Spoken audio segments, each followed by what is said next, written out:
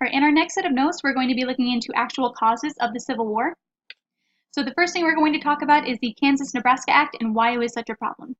So in 1850, the Nebraska Territory, which is this area right over here, Nebraska Territory was largely unpopulated, and it was located above the 3630 line that was established by the Missouri Compromise. And so this was saying that any territory above this 3630 line, slavery could not be established, only in territories below. And so 1850, the Kansas-Nebraska Act is proposed by Senator Douglas, and this was in order to please the South. And in ways that it would do so was, number one, it was going to repeal the Missouri Compromise in favor for popular sovereignty.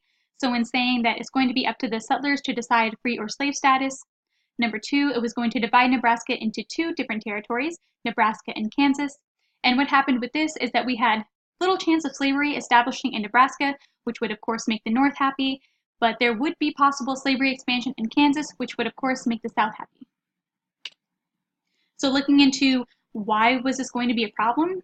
So the Kansas-Nebraska Act created a hell of a storm in the North, just in that Northerners were going to be upset at the possible expansion of slavery, and so this led to Northern attacks, and these Northern attacks led to the Kansas-Nebraska Act becoming a symbol of Southern honor, and that not only was there the possible expansion of slavery, but they were also able to rouse up the North as a result.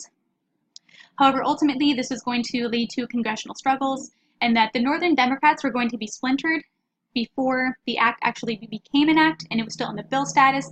We had 44 Northern Democrats who voted for the bill passing and 43 who voted against. So we have some struggle between Northern Democrats, and we even see that Northern Whigs and Southern Whigs are going to be put against each other, which resulted in the ultimate collapse of the Whig Party over slavery.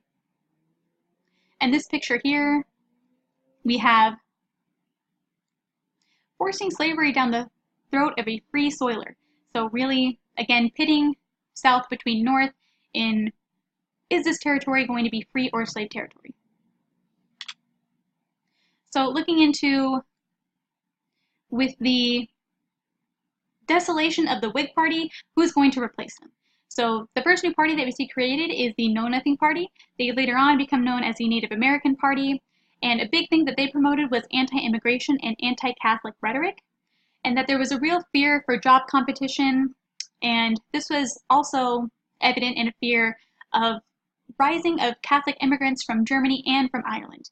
And so what they're going to promote is slow immigration, along with a 21-year waiting period before any immigrants could become American citizens.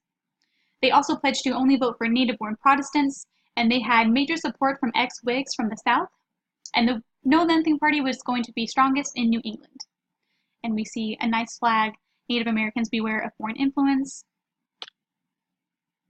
We also see at this time the creation of the Republican Party. They were opposed to expanding slavery, however, not all supported immediate abolition, and this was because few of them believed in Black equality.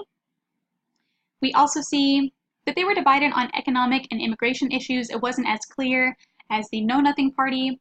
And this party, the Republicans, were going to be strongest in the Midwest, and they brought in former Whigs and also Know Nothings to defeat Southern Democrats. Looking into what was happening in Kansas. So, of course, we know that the Northerners are going to fear slavery expansion, and the Southerners are going to fear the end of slavery expansion. And so what's going to happen in Kansas is that we have Senator Seward from New York. He's going to challenge the South to a competition to fill Kansas with anti-slavery settlers. And so saying that it's going to be a fight for the land, and whoever can fill the land first will be able to decide free or slave status. So we see Massachusetts Immigrant Aid Company sponsoring 1,500 Northerners to settle Kansas and trying to win this battle. And we also see pro-slavery settlers. They were going to be in the strongest position just because they had the Platte Country Defense Association formed, and they pledged to ensure that Kansas would become a slave state. So we really have the South and the North who are dedicated into getting this territory to be on their side. And then we can see here just an expansion of slavery as it continues on and gets stronger in the South and also starts to move out west. Looking into what was bleeding Kansas. So in 1856, just a couple years after the Kansas-Nebraska Act was passed, we have a pro-slavery group who attacked an anti-slavery city in Lawrence. And A result of this attack was even more serious violence that's sparked by an abolitionist named John Brown, who murders 5 pro-slavery settlers. And this, of course, results in increasing tensions and more killings in Kansas. And we're going to have northern reports that exaggerate events in order to boost Republican fortunes, in order to say, look what's going on in Kansas, look what happens as a result of slavery and slavery expansion. This is exactly why we should not expand slavery into Western territory. And these events become known as Bleeding Kansas, and it ultimately becomes a rally cry for Northerners to oppose slave power. Just a further look into Bleeding Kansas. So 1856, we have Senator Charles Sumner. He gives a speech that attacked the Kansas-Nebraska Act and Senator Andrew Butler. And Butler's cousin, named Preston Brooks, he actually beat Senator Sumner with a cane. And because of this, Sumner, he becomes a Northern martyr in saying, look, he's trying to attack Kansas-Nebraska Act, he's trying to attack slavery, and he gets beaten for it. And so it's just going to be proof of a Southern conspiracy to expand slavery, but also to stop free speech, and that if you try to attack slavery, you get beat. In the opposite respect, we see that Brooks is going to become a Southern hero, and fans send him new canes to keep him fighting. So we have one person who is trying to fight for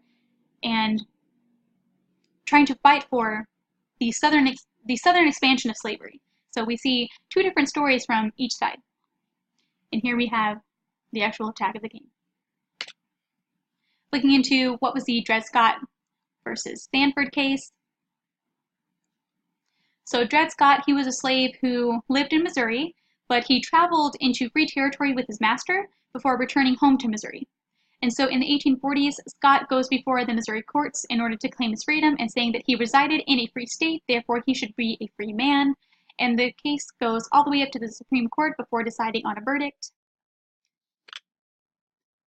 So looking into the results of the case, in 1857, the court decided 7-2 that Scott could not sue for his freedom because Black Americans, whether they be slave or free, they just didn't have the same rights as whites. And so Scott stay in Illinois, Scott stay in this free territory didn't make him a free man at all. It didn't have a difference. The Missouri Compromise had a ban on slavery in northern territories. This ban was illegal now that the Missouri Compromise had been repealed by the Kansas-Nebraska Act, and so U.S. citizens had a right to take their property into the territories. And so slaves being property, they could travel with their masters, and they could not be free. They did not have that power. Next topic, looking into the Lincoln-Douglas debates. So we've got Lincoln, our tall man here, and then we've got Douglas, a short, stocky dude. So these debates were 7 debates that were fought out in the public for the Senator of Illinois, and it was between Democrat Stephen Douglas and Republican Abraham Lincoln, and the debates ran from August to October of 1858. There were 3 main topics that covered race, slavery, and slavery expansion. There were some similarities between the 2, one being that both considered blacks inferior to whites, but really the major difference came down to Douglas never publicly stating that slavery was morally wrong. Lincoln had stated that it was morally wrong just because he did believe that black and whites shared a common humanity. However, when it came to actual equality, Lincoln did still feel that blacks were just 1 peg below whites. So Lincoln, he ends up losing the Senate seat, but he does gain fame, and he does gain a lot of sentiment in the North especially. Next topic, looking into what was the John Brown raid. So in 1859, John Brown, he wrote a federal arsenal into Harper's Ferry. His goal was to seize some weapons, retreat into the mountains, and then spark a slave revolt. There were, however, a few problems with his plan, and that 1, it was impossible to inform slaves in advance of his plan, so if he would have showed up, things just would have been unorganized and messy. Number 2, a train had pulled into Harper's Ferry and shots were fired as a result of Brown's trespassing. So what Brown does is he seeks refuge in a fire engine house. So looking into how this is going to end, we have Virginia and Maryland militia, which was led by Colonel Robert E. Lee, sent in to deal with the situation, but it takes a while for this to actually come to an end. We have a 36-hour siege in which Brown threatened to kill some hostages, and on the 18th of October, Lee finally ordered the fire engine house to be stormed, which resulted in Brown being wounded and captured. And we saw that 10 of his army were killed, along with 7 others who were dead after the raid.